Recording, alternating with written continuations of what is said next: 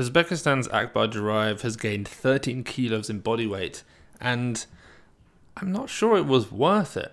I think we need to look into this a little bit.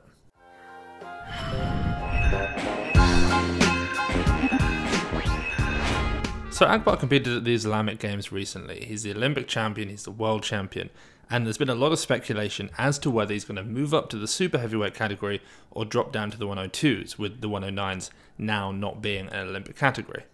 I figured that he would just cut down to the 102s, even if it is a little bit painful, because he's got a good chance of winning.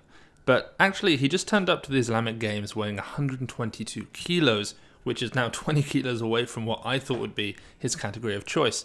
And he lifted great. He won. You know, he snatched a new personal best for him, 200 kilos. He clean and jerked a new personal best of 246 kilos. And he beat everyone that Iran and Turkmenistan could throw at him. But it's just not going to be enough come the Olympics, surely. Now, of course, I'm being somewhat unfair here because he's had maybe 8 months to be gaining this weight, so he's not a lot of time gaining, lean muscle mass, or as much lean muscle mass as possible. He's not had a lot of time training with these heavier weights, and he's not as big as he might be if he does go full Lasha Talakadze mode and blow up to 140 or 135 or whatever his end goal might be if he does stay there. But even so, it just seems like a bizarre choice to move up to super heavyweight, where the best you can hope for is silver. There is no world in which he can beat Lasha as a super heavyweight, even if he is the best as a 109. I thought what we should do is look at some of the best ever light super heavyweights and then best ever non-super heavies who are heavyweights, we call them in this weight class sport, and see how Akbar compares right now.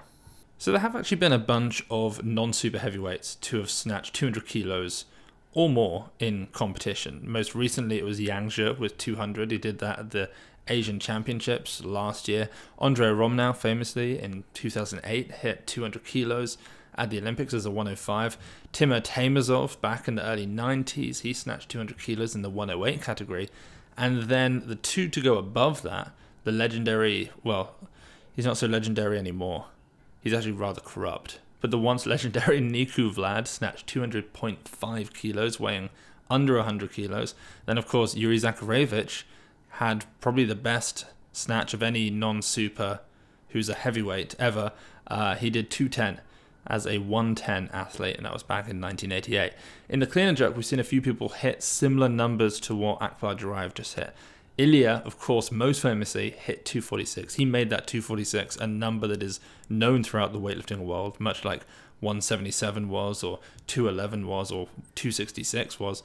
That kind of 246 is well known because of Ilya. Simon Martirosyan also cleaned 246 kilos but missed the jerk. Stefan Botev hit 250 as a 110. Yuri Zakharevich again beat Botev 250.5. Surely the greatest heavyweight ever, Yuri Zakharevich. So there are a few non-supers to have done this, but right now, Akbar Djuraev is a super. So how does he actually compare? He weighs 122 kilos, and fortunately for us, there are a few other super heavyweights who have weighed pretty much the exact same who we compare him against. Some of them tend to be great snatchers and decent clean and jerkers. Others, pretty good snatchers and incredible clean and jerkers. We're going to start here, we're going to go here, and then we'll see exactly where Djuraev fits. So the first one, the great snatcher, we have Chigashev, the Russian. In 2008, weighing 124 kilos, he snatched 210 kilos, which is remarkable. He clean and jerked 250 kilos, a 460 kilo total. That gave him the 23rd highest Sinclair of all time. If we go a little bit more this way now, so a great snatch and a great clean and jerk, we have Jabir Syed Salem, once from Bulgaria, then competed for Qatar after he got bought in 2000 at the Olympics, weighing 123 kilos. He snatched 205, 5 kilos more than Chigashev, and he clean and jerked 255, another 5 kilos more than Chigashev. And that gave him the 19th highest Sinclair of all time. And then if we go the whole other way, we have the best clean and jerker, well, second best clean and jerker ever, really, weighing 123 kilos back in 1984 at the Friendship Cup. We have Anatoly Pisarenko. He snatched 200 kilos, which is the same as what we've just seen Akbar Djuraev do. So incredible that Djuraev is up there with Pisarenko. But Pisarenko clean and jerked 265 kilos, 2 kilos less than the heaviest clean and jerk ever, 2 kilos less than Lasher, weighing 60 kilos less. And that gave him the 11th highest Sinclair ever. Still below Lasher, in fact, but still an incredible Sinclair and just an unbelievable clean and jerk. So that leaves Akbar Djuraev 19 kilos in the clean and jerk behind Pisarenko. So like I said, it's great. 446 kilos is a phenomenal total. Who knows, if he stays at 109 plus, he might end up getting 205, 250. Could we ever see a 255? I'd be surprised, but you never know. We could see him doing something close to a 255 total if the stars align. But he's not going to be totaling 500. So it's a strange decision from him. Okay, let's take a look very quickly at a few of these other lists from the Islamic Solidarity Games.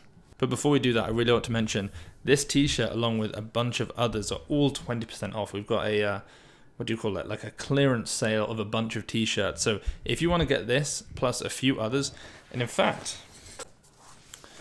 the Weightlifting House belt is also 20% off if you want to pick up one of these unbelievably cool looking leather Weightlifting House belts. That's also 20% off. So head to weightliftinghouse.com and then choose your store. I'm going to choose UK store because I'm in the UK. And then head here to Last Chance. Click that and then you're going to find all of these clearance t-shirts. We've got the black on black, we've got the synth wave, we've got the camo. We've got a load of really cool things. We've got a few pages worth of t-shirts, and when they are gone, they're gone. And these are going, I think maybe they'll be here for about a week and then they'll be gone totally. So 20% off all of these things over at weightliftinghouse.com. There's a link down below for you. So there's not been a lot of information about the Islamic Solidarity Games, but there have been some lifts that are mentioned. There's an article on the IWF website. Let's take a quick look at that.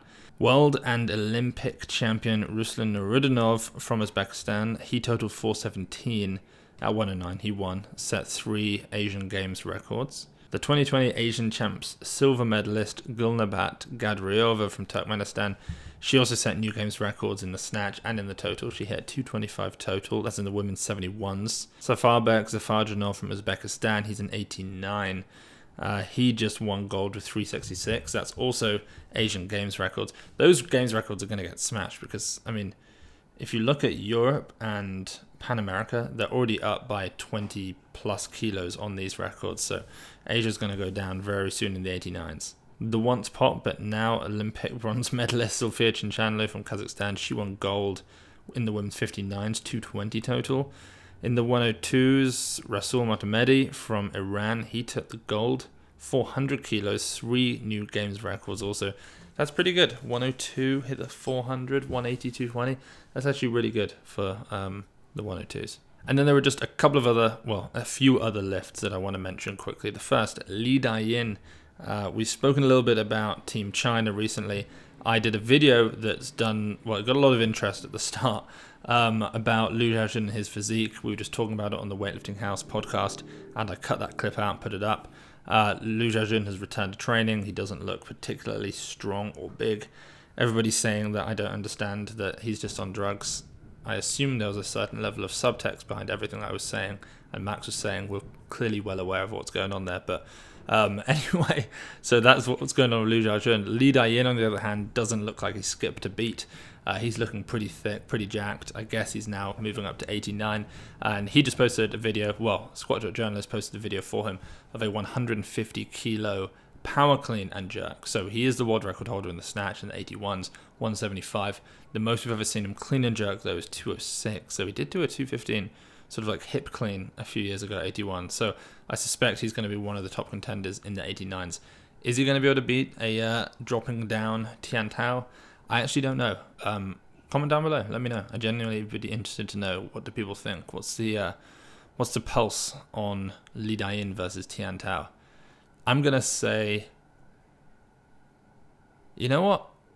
I'm not going to win any friends here. I'm going to say Li Dayin. I think Tian Tao's, he's been around for a long time. Li Dayin's going to win on the snatch. Let's be clear about that. At 89, he's going to be snatching 180, 181, something like that. Tian Tao's going to be hitting 75 on a good day.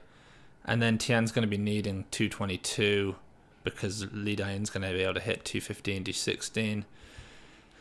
It's going to be tough. I'm looking forward to that one, actually. Then, if we move to Georgia, Anton Plesnoy, 200 kilo hang clean double. Now, I know he has left weightlifting behind. He's now a CrossFit athlete for some really tragic reason that I've not mentioned yet. But perhaps one day we'll all know and we'll be able to talk about it. But he has left. But he's still looking ridiculously good because he snatched 182.5 the other day, didn't he? Which I mentioned. That was pretty big. But 200 hang clean double.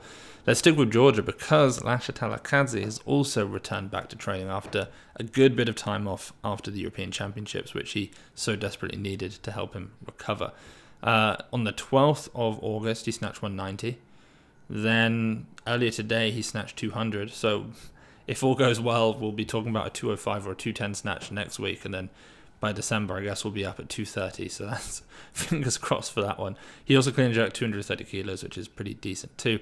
And then the final lift, which is really striking, as an 89. Although, I mean, he's technically a 96, but he's obviously on his way down to 89. The Venezuelan Keydomar Vallenilla, the Venezuelan bulldog, jerked 230 kilos. He posted a video, it's 210, 220, 230, behind the neck jerk. Now, I know a lot of people can behind the neck jerk more. I was never one of them for some reason. I guess I just didn't acquire the skill. I just didn't train it enough. I think the Soviets said you should be able to behind that jerk about 110% of your jerk, which seems ridiculous. I'm sure most people can't do that, but they trained it a good amount to be able to do that. But 230 kilos, that is 13 kilos over Antonino Pizzolato's world record, 217. And Keydomar's a strong boy. He's a very strong boy. What is that sound? Alright, Weightlifting House is making strange sounds, and that's the last lift I want to go through, so apologies for the sounds, but that's it. 20% off this here belt, 20% off this here t-shirt, amongst others, over at weightliftinghouse.com. Go get expert coaching at weightlifting.ai with code 2week trial, and join the greatest, the best, the fastest growing team in weightlifting. We'd love to have you there. I'll catch you guys next time.